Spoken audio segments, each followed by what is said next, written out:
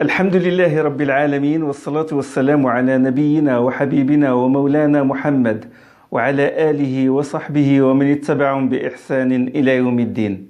Chères sœurs, chers frères, assalamu alaikum wa rahmatullah dans ce 5e cours sur les finalités de la charia. Bon, nous sommes arrivés maintenant à l'étape qui nous mène directement aux finalités, aux maqasid, à savoir usul al-fiqh, la méthodologie juridique, les grandes règles qui nous servent à déduire les dispositions légales et les enseignements du Coran et de la Sunna. Bon, nous avons dit qu'avec le temps, la faculté de la langue arabe s'est altérée. Quand l'islam s'est répandu, que des non-musulmans ont embrassé l'islam, des Romains et les Perses, la langue arabe a été contaminée par ces différentes langues. Et les gens ne comprenaient pas parfaitement les textes du Coran, n'arrivaient pas à comprendre certains textes du Coran et de la Sunna. Et leur façon d'argumenter s'est trouvée faussée. Et c'est ce qui a poussé un des grands savants du hadith, à savoir Abdurrahman ibn Mahdi, qui est le disciple de l'imam Malik. Il était avec l'imam Shafi'i, le disciple de l'imam Malik. C'est ce grand savant du hadith, éminent savant, le cheikh de Ali ibn al-Madini, le cheikh de grands savants du hadith. Ali ibn al-Madini est le cheikh de Bukhari. Et ce Abdurrahman ibn Mahdi, il a constaté ce problème-là, le mélange des informations, les gens tiennent compte de la généralité d'un texte sans tenir compte d'un autre texte qui en restreint la portée. Il prenait un hadith qui n'est pas authentique, ou ils l'utilisaient comme argument en leur faveur. Et donc, ce mélange dans l'argumentation, il a poussé Abdurrahman ibn Mahdi à demander de l'aide de l'imam Shafi'i. L'imam Shafi'i, il est connu pour sa grande éloquence et pour son grand fiqh. L'imam Abdurrahman ibn Mahdi, c'est un spécialiste dans le domaine du hadith. Et alors, il a recouru à l'imam Shafi'i pour sauver le fiqh, pour sauver la manière de tirer les arguments des textes. Et il lui a posé 4 questions. Il lui a dit comment tirer les significations du texte coranique et du hadith, ma'ani al-Qur'an. Et il a dit quels sont les hadiths et les récits des pieux prédécesseurs qu'on peut accepter en matière d'argumentation et en matière de déduction des dispositions légales des textes. Et il lui a posé une question sur l'ijma', sur le consensus. Est-ce que c'est un argument probant? Et il lui a posé aussi une question sur l'abrogeant et l'abrogé, l'abrogation. Bien sûr, abrogeant, abrogé, donc il veut savoir comment résoudre les problèmes des divergences apparentes entre les différents hadiths. Et c'est ce qui a poussé l'imam Shafi'i à écrire sa fameuse Risala. Alors, qu'est-ce qu'il y a dans la Risala? Rappelons que la Risala a été transcrite au début par le disciple de l'imam Shafi'i, à savoir Za'farani, celui qui a transmis son ancien madhab, et c'était à Bagdad. Puis quand l'imam Shafi'i est venu en Égypte, il l'a refaite, et elle a été transcrite par son disciple Rabi' ibn Sulayman al-Muradi. Et c'est cette risala qui nous est parvenue. Il a commencé dans son introduction de la risala par la louange d'Allah subhanahu wa ta'ala et l'importance de l'envoi du prophète sallallahu alayhi wa sallam, que les gens étaient dans l'idolâtrie, soit il y avait des idolâtres, soit des gens du livre qui étaient dans l'égarement, et Allah subhanahu wa ta'ala, il a envoyé son prophète pour guider les gens vers la lumière de l'unicité. Et puis, il a parlé du bayan. Le bayan, on peut le traduire par exposé explicite, comme on peut le traduire par signification. Le bayan, il a commencé par le bayan parce qu'on ne peut aller du texte vers le hukm, vers la disposition légale, vers la qualification juridique que par l'intermédiaire du bayan, de la signification. J'ai les mots, je dois comprendre le sens de ces mots-là. Et puis il a défini le bayan comme étant un nom qui désigne différentes significations dans les principes sont en accord et dont les applications sont ramifiées. D'accord? Les principes du bayan sont en accord. C'est-à-dire que, et puis il a dit que celui qui comprend la langue arabe, il voit que ce bayan-là, il est en accord. Tandis que celui qui ne connaît pas la langue arabe, il peut voir des divergences partout. Exemple, quand Allah subhanahu wa ta'ala, il dit à propos du prophète sallallahu alayhi wa sallam, tu guides certes vers un droit chemin. Wa innaka latahdi ila siratin mustaqim. Et puis dans un autre verset, il lui dit, innaka la tahdi man ahbabta walakin Allah yahdi man yasha. Il dit, tu ne guides pas qui tu veux, mais Allah guide qui il veut. Donc, dans un verset, il affirme la guidance par l'intermédiaire du prophète sallallahu alayhi wa sallam, et dans un autre, il nie. Donc, pour celui qui connaît la langue arabe, il sait que quand Allah subhanahu wa ta'ala dit à propos de son prophète, tu ne guides pas qui tu veux, ça veut dire que tu n'inspires pas la guidance, tu ne suscites pas la guidance dans le cœur de la personne. Et dans l'autre verset, quand il lui dit tu guides certes sur le chemin de rectitude, ça veut dire que tu montres le chemin. Donc, et voilà, la compréhension a conduit la personne qui connaît la langue arabe à la concordance entre ces deux textes-là. Tandis que celui qui ne connaît pas la langue arabe, qui ne saisit pas ces nuances-là, il voit des contradictions. D'accord? Bon. Puis il a dit, le bayan par le nas. C'est quoi le bayan par le nas? C'est-à-dire l'exposé coranique qui montre le hukm, qui montre la signification par le texte. C'est-à-dire, on tire la signification du texte. On n'a pas besoin d'un autre texte, on n'a pas besoin d'explication. Ça se voit, c'est-à-dire ça saute à l'œil. Puis il a dit exemple. Exemple, quand Allah subhanahu wa ta'ala parle du pèlerin qui fait le tamattu', vous me suivez un peu, parce que c'est facile enfin. Et quand Allah subhanahu wa ta'ala parle du pèlerin qui fait le tamattu', c'est-à-dire qui fait le pèlerinage, il suit le rite du tamattu', il fait d'abord la umrah, et puis il se met en état de désacralisation, c'est-à-dire il enlève son ihram, puis il attend une certaine période, il se repose, et puis le 8e jour de Dhul Hijjah, bon, il se met en état de sacralisation, il porte le ihram pour faire le hajj. La station à Arafat, les lapidations des stèles, etc. Et en reconnaissance de ce tamattu'-là, ce tamattu' veut dire jouissance, c'est-à-dire il jouit d'une certaine aisance, d'un certain repos entre les deux rites. C'est pas comme celui qui fait d'affilée la umrah et le pèlerinage. Celui qui fait ça, qui fait le tamattu', il doit offrir un sacrifice. Il doit offrir un sacrifice à Allah subhanahu wa ta'ala. Mais celui qui ne trouve pas, qui n'a pas les moyens, qu'est-ce qu'il fait? Il jeûne 3 jours au cours du pèlerinage et 7 jours une fois qu'il rentre chez lui. Allah subhanahu wa ta'ala قال فمن لم يجد فصيام 3 أيام في الحج وسبعة إذا رجعتم. Celui qui ne trouve pas de bête sacrificielle, qu'il jeûne 3 jours au cours du pèlerinage et 7 jours une fois qu'il retourne chez lui. 3 et 7. Et puis après, il a dit فَتِلْكَ عَشَرَةٌ كَامِلَةٌ. Ce sont en tout 10 jours complets. Donc le texte c'est clair. Celui qui ne trouve pas de bête sacrificielle, 3 jours au pèlerinage, 7 jours chez lui, 3 plus 7, ça fait 10. Comme Allah le dit dans Surat Al-Baqarah. Là, j'ai le texte. J'ai pas besoin d'un autre texte pour me donner d'autres détails. C'est bon? Donc, ça c'est clair. Et quand Allah subhanahu wa ta'ala parle de l'ordre de jeûner le mois de Ramadan, il dit Shahru Ramadan, le mois de Ramadan au cours duquel le Coran a été révélé. Et il a dit dans les versets sur le Ramadan qui se trouvent dans Surat Al-Baqarah, il dit Faman shahida minkum ash-shahra falyasum. Celui qui voit la lune du mois, qu'il le jeûne. C'est clair. Donc on dit ça c'est un nas, c'est un exposé explicite. Et puis, plus bas que ce nas-là, il y a un autre degré.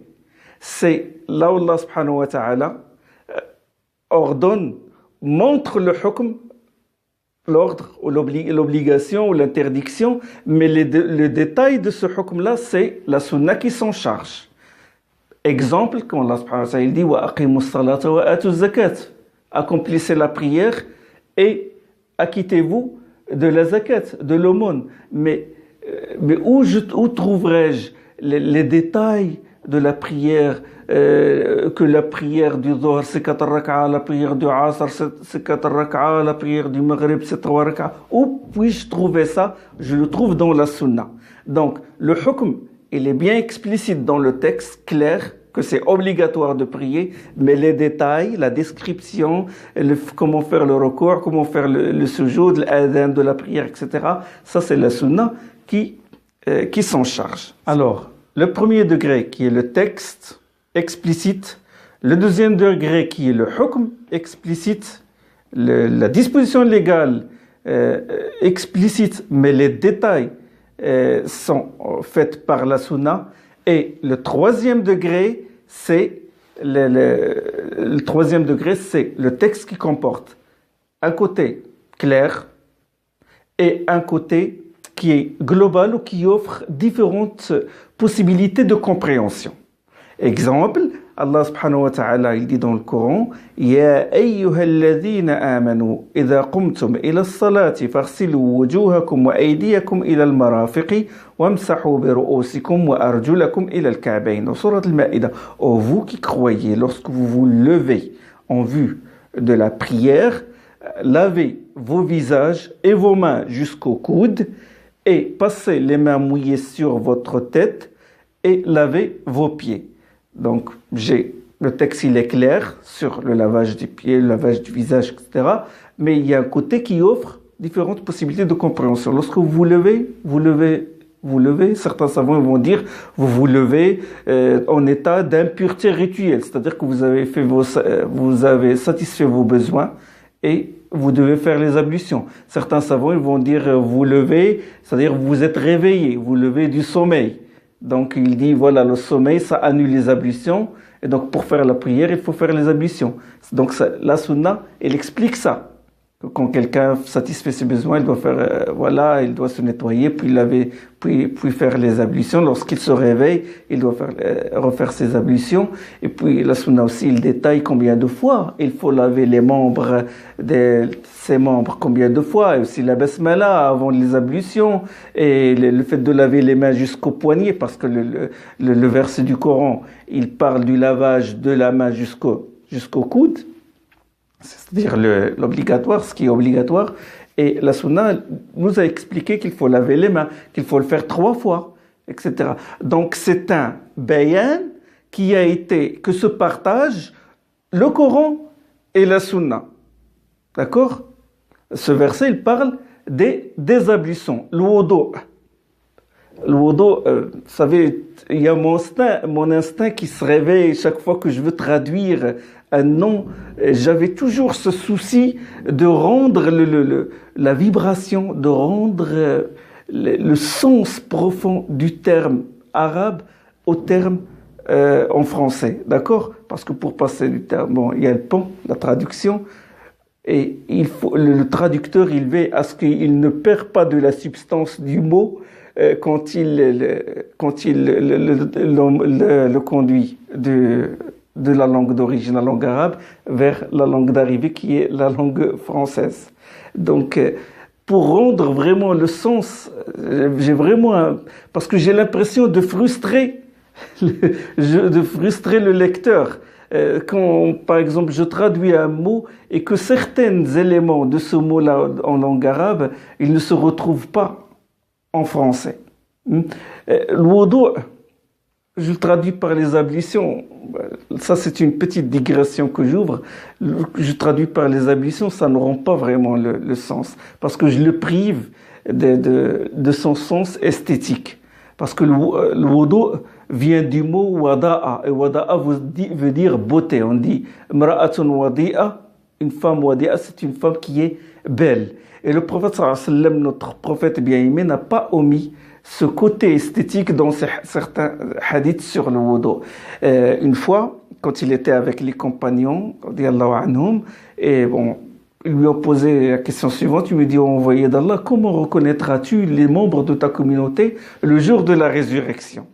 Et il leur a dit, si quelqu'un possède des chevaux qui ont une blancheur au front et une blancheur sur les pattes, est-ce qu'il va les reconnaître si ces chevaux-là se retrouvent au milieu de chevaux qui sont entièrement noirs? Est-ce qu'il va reconnaître ces chevaux? Ils ont dit, oui, bien sûr. Il a dit, de même, les membres de ma communauté viendront le jour de la résurrection avec une lumière sur le visage et une lumière sur les membres suite aux ablutions qu'ils faisaient dans ce monde-là. D'accord? Donc, je ferme cette digression-là qui montre que les ablutions, c'est une beauté pour le croyant. Donc voilà, j'arrive à ce 3e degré. Puis bon, le 4e degré du bayan, c'est un degré qui est fait exclusivement par la sunna. Exclusivement par la sunna. Exemple, quand Allah subhanahu wa ta'ala interdit la consommation de la viande des ânes domestiques. Le prophète sallam l'a interdit quand il était dans la bataille de Khaybar. Là, c'est la sunna qui nous donne ce hukm-là. On ne le trouve pas dans le Coran. Bien sûr, le Coran le désigne de manière indirecte. Il dit, suivez le prophète. Et il dit, celui qui obéit au prophète obéit à Allah. D'accord? Et puis, après ce bayan-là, qui est exclusivement fait par la sunna, un autre exemple, si vous voulez, c'est le fait d'épouser en même temps une femme et sa tante paternelle ou sa tante maternelle. Ça, le Coran ne l'explique pas, mais la sunna l'explique. Le Coran, il dit, il ne faut pas épouser en même temps une femme et sa sœur. D'accord? Et la sunna ajoute ce détail-là. Et puis, il y a le bayan qui est fait, qu'Allah subhanahu wa ta'ala a confié aux assujettis.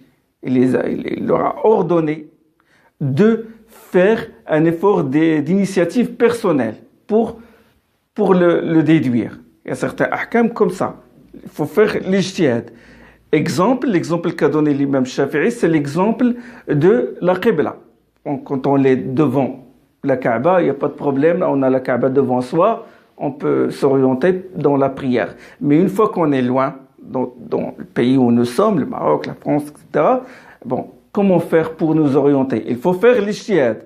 Allah subhanahu wa ta'ala ne nous excuse pas si nous ne faisons pas ces ijtihad-là. Nous n'avons pas le droit de dire, je ne sais pas où il est la Qibla, je prie là où je peux. Non. Mais Allah subhanahu wa ta'ala, comme a dit Shafi'i, il nous a donné des repères.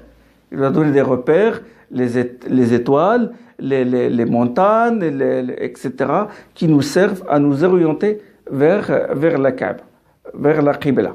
Il a donné cet exemple-là, il a donné d'autres exemples. Bon, ça c'est, de toute façon, c'est le dernier bayan qui est fait par le Coran et la Sunna.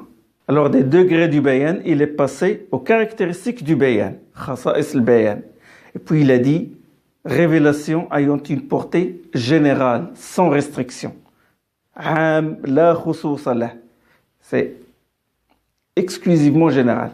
Et puis il a donné l'exemple, Allah subhanahu wa ta'ala a dit, Allahu khaliqu kulli shay. Allah est le créateur de toutes choses. Ça c'est un texte général qui ne comporte qu'aucun texte ne peut restreindre. D'accord? Il n'y a pas un être qui évolue sur terre sans que sa subsistance n'incombe à Allah subhanahu wa ta'ala. Ça, c'est un texte général. Tout être humain, c'est Allah subhanahu wa ta'ala qui lui accorde sa subsistance. Ça, c'est une caractéristique du bayan. Autre caractéristique du bayan, c'est un texte qui comporte en même temps le général et le particulier. Exemple, quand Allah subhanahu wa ta'ala dit Inna ya ayyuhan nas, ô vous les gens, nous vous avons créé d'un mâle et d'une femelle. Ya ayyuhan nas, inna khalaqnakum min dhakarin wa untha wa ja'alnakum shu'uban wa qaba'ila li ta'arafu inna akramakum 'inda Allahi atqakum. De sourate al-Hujurat. Ô vous les gens, nous vous avons créé d'un mâle et d'une femelle. Nous avons fait de vous des peuples et des tribus pour que vous fassiez connaissance les uns avec les autres. Et puis, à la fin du verset, Allah subhanahu wa ta'ala dit Inna akramakum 'inda Allahi atqakum. Le plus digne d'entre vous au regard d'Allah, c'est le plus pieux. Donc, nous vous avons créé d'un mâle et d'une femelle, ça c'est général. D'accord? Clair. Et à la fin, le plus digne d'entre vous, au regard d'Allah, c'est le plus pieux. Là, il s'adresse aux gens qui sont assujettis aux lois, aux gens qui sont pubères, les enfants et tout, ne sont pas. Ce discours ne s'adresse pas à eux. La question de la piété, ça veut dire la conformité aux lois de la religion. La conformité aux lois de la religion. Donc cette partie du texte de ce verset-là, elle est particulière. Puis, il a dit aussi, l'imam Shafi'i, il y a des textes qui paraissent en apparence généraux, mais qui ne désignent que le particulier. Exemple, quand Allah subhanahu wa ta'ala dit à la fin de la sourate Al-Hajj, Ya ayyuhan nasu duriba mathalun fastami'u la. Ô vous les gens, un exemple a été proposé, écoutez-le. Innal ladhina tad'una min dunillah, ce que vous invoquez en dehors d'Allah, la yakhluqu dhubaban wa law ijtama'u la. Ils ne pourront pas créer ne serait-ce qu'une mouche, même s'ils réunissaient leurs efforts pour le faire. Ya ayyuhan nasu duriba mathalun fastami'u la. Oh vous les gens, un exemple a été proposé, écoutez-le. Ça on le voit, ça paraît général. Et puis Allah subhanahu wa ta'ala, s'adressant à eux, il leur dit, ceux que vous invoquez en dehors d'Allah ne peuvent pas créer une mouche. Donc là, il s'adresse aux associateurs, aux polythéistes. Donc c'est un texte qui me paraît général, mais quand je lis la suite, il s'adresse aux associateurs, à une catégorie de gens. C'est un texte général dont on veut le particulier. Et puis, comme autre khasa'is du bayan, il y a le texte qui est particulier, mais dont on veut le général. Exemple, Allah subhanahu wa ta'ala dit وَلَا تَقُلْ لَهُمَا أُفٍّ وَلَا تَنْهَرْهُمَا. Ne dis pas à tes parents ouf. Est-ce que ce texte interdit seulement de dire ouf à ses parents? Non. Ce texte veut dire qu'il ne faut pas les frapper, il ne faut pas les insulter, il ne faut pas mal les traiter. Donc c'est un texte général, mais en vérité c'est un texte particulier, mais dont le sens est général. Bon, nous avons parlé des degrés du bayan, des caractéristiques du bayan dans la risala de l'imam Shafi'i.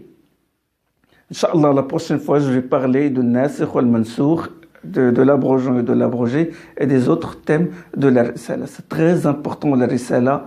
Il faut que vous fassiez l'effort de me suivre, bien que c'est un peu difficile, mais c'est très important. Ça vous permet de vous construire, de vous mettre sur de bons repères, et de ne pas seulement s'arrêter au titre, au solfèque, finalité, sans connaître la substance et la valeur. سبحانك اللهم وبحمدك أشهد أن لا إله إلا أنت أستغفرك وأتوب إليك